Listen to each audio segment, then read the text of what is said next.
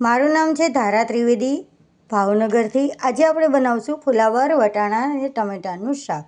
તો તેના માટે મેં એક નાની વાટકી વટાણા ફોલીને અને સાફ કરીને લીધા છે.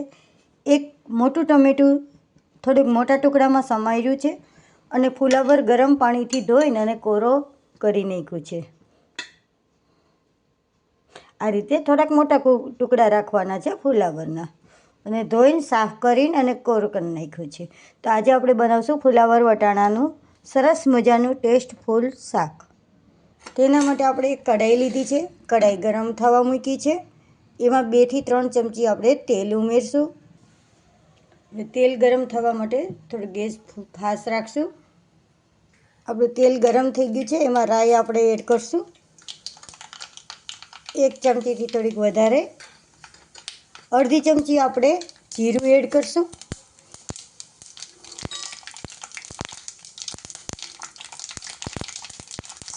એકદમ રાઈ તતડી જાય પછી આપણે એમાં હિંગનો વઘાર કરશું.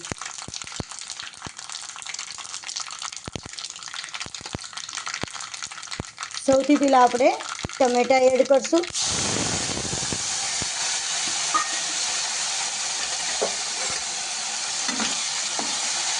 ગેસની સ્ટીમ થોડીક ધીમી કરી નાખવાની.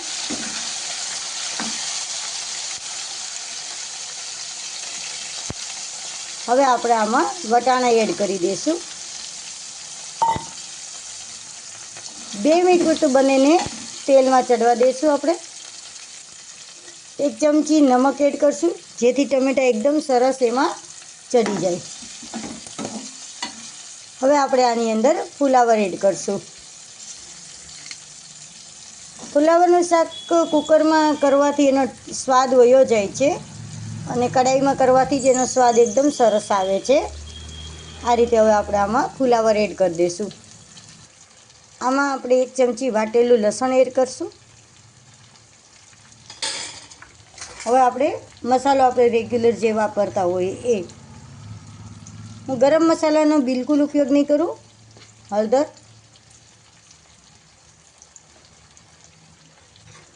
લાલ મરચી, તીખું તમને ટેસ્ટ પ્રમાણે ઉપયોગ કરી શકો છો. જો તીખું ખાતા હો તો વધારે નાખવાનું, મોળું ખાતા હો તો મરચાંનું પ્રમાણ ઓછું નાખવાનું છે. ફુલાવરમાં ધાણા જીરાનું પ્રમાણ ખૂબ જ સરસ લાગે છે, એટલે ધાણા જીરાનો ઉપયોગ હું વધારે કરું છું. આપણે આને સરસ રીતે હલાવીશું. પાણી બિલકુલ નથી નાખવાનું, તેલમાં ચડવા દેવાનું છે. પછી છેલ્લે આપણે પાણી એડ કરશું. આપણા શાકમાં આપણે થોડુંક એવું પાણી નાખશું, હલાવી દઈશું. હવે ગેસની સ્ટીમ આપણે ફૂલ કરશું અને આ રીતે એનું ઢાંકણ બંધ કરી દઈશું. એવું શાક તૈયાર થઈ ગયું છે. હવે આપણે ખોલીને જોઈ લઈએ છીએ. આપણું સરસ મજાનું શાક એકદમ હાવ થોડા પાણીમાં સરસ મજાનું ફુલાવરનું શાક આપણું તૈયાર થઈ ગયું છે. એકદમ સરસ કલર આવ્યો છે. હવે આપણે ગેસ બંધ કરી દઈશું અને કોથમરીથી આપણે સજાવશું શાકને. આપણે આ રીતે કોથમીરથી સજાવી દીધું છે. શિયાળામાં ફુલાવરનું શાક જમવાની ખૂબ જ મજા આવે છે. ગરમ ગરમ રોટલી સાથે ફુલાવરનું શાક જમવાની મજા આવે છે. જો અમારી રેસીપી તમને પસંદ આવી હોય તો તમે પણ અમારી ચેનલને લાઈક અને સબસ્ક્રાઈબ કરજો. તો તૈયાર છે આપણું ફુલાવરનું સરસ મજાનું કોરું શાક.